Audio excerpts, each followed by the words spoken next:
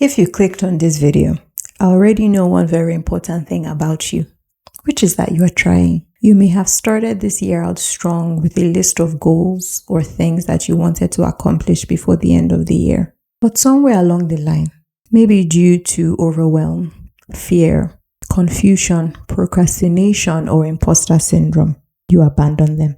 Yet, in spite of that, you showed up here for yourself today. That means that you don't want to stay stuck in the cycle of setting goals for yourself that you don't accomplish. And for that, I'm extremely proud of you. Come closer. Do you know that every January, millions, if not billions of people set goals? But research shows that most of those people actually fail to accomplish those goals. According to a survey conducted by Forbes, the average New Year resolution lasts for 3.74 months. Other studies suggest that 80% of people give up on their goals before the middle of February.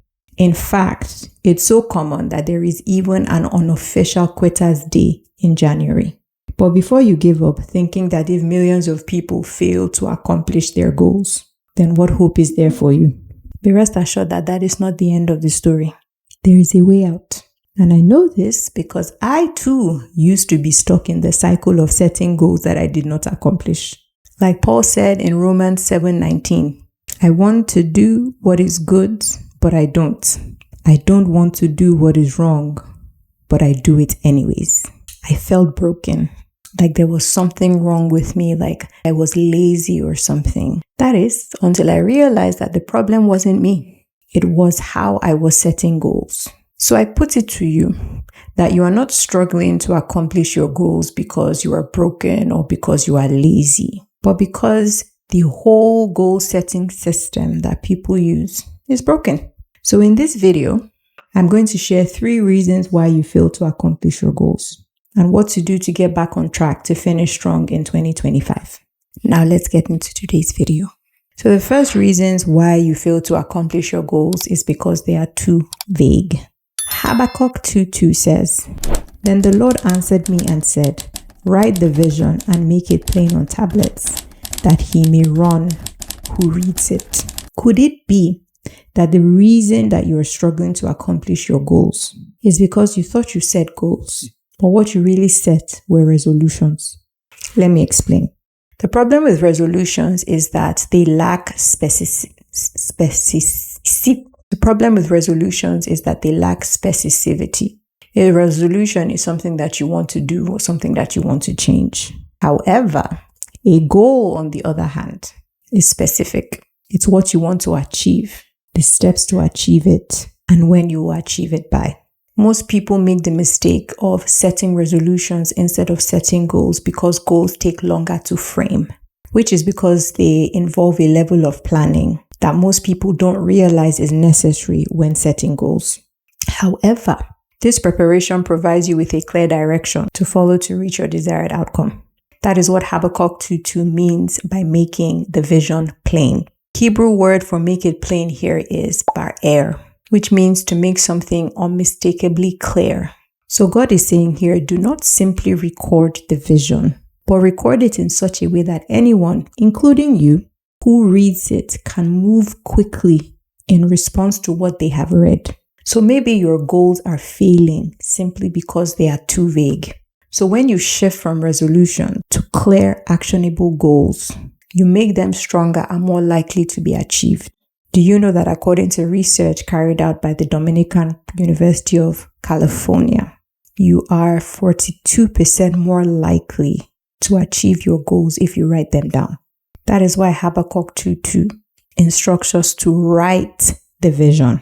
Personally, I find that not only am I more likely to complete my goals when I write them down versus when I just have them as a list in my head, but that I actually complete more items on my to-do list when they are written down versus when I have them as a mental checklist in my head. So tying this all together, my question to you is, have you written clear, actionable goals down? Or do you just have them as desires floating around in your head? Don't worry if you're not sure about how to answer this. I'll walk you through the process of crafting clear, actionable goals in my free goal reset workshop. but I'll tell you a lot more about that at the end of this video. Another reason why you have been struggling to accomplish your goals is because you have too many goals. How many of your goals are actually God-given, and how many are just wishful thinking based on what you see others doing? Having too many goals divides your energy, weakens your focus, and keeps you from bearing the fruits that you should. That is why Jesus told Martha in Luke 10:41-42, and Jesus answered her and said to her, "Martha, Martha, you are worried and troubled about many things, but one thing is needed, and Mary has chosen that part, which will not be taken away from her." God often calls us to a few essential things that He has assigned, because depth often produces more impact than breadth. Another reason that you may be struggling to accomplish your goals is due to a lack of support and accountability. Proverbs 11:14 says, "Where there is no counsel, the people fail, but in the multitude of counselors there is safety." Proverbs 15:22 also says, "Without counsel, plans go awry, but in the multitude of counselors, they are established." The Hebrew word for counsel in these verses is takbulof, which literally refers to steering a ship with ropes, meaning that without guidance, you drift. But with wise counsel, you'll stay on course until you reach your destination.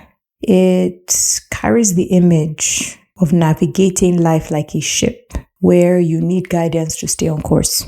So symbolically, takbulof translates to skillful counsel, strategies for success, or wise guidance. So let me ask you this. How much do you value support and accountability? Who is speaking wise counsel into your life? What strategic guidance or skillful counsel have you sought to help you accomplish your goals?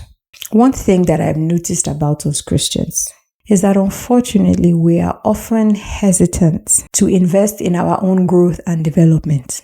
Prayer seems to be our only strategy. Now, don't get me wrong.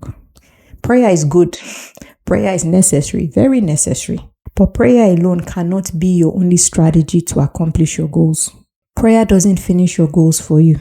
It can reveal the way, but you still need to walk the way. That's where accountability, support, and wise counsel comes in.